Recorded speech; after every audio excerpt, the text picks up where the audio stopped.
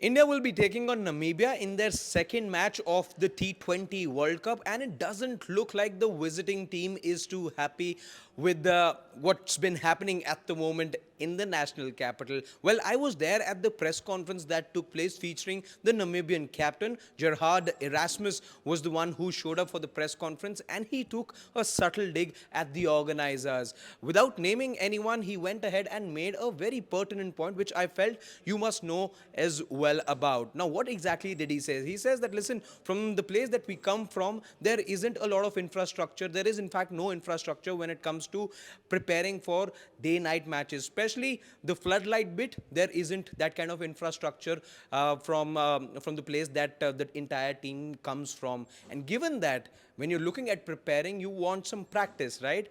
Now, what's happened, and he was factually right about it. He said that make whatever you want to make of it, but the Indian team has practiced on 2 consecutive days in the build-up to the match under the lights. However, the Namibian team had to practice during the daytime.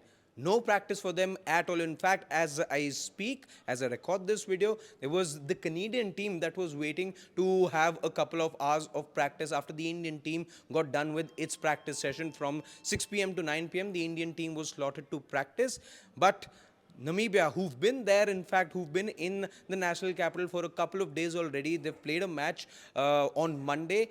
2 days that they practiced on Tuesday and Wednesday.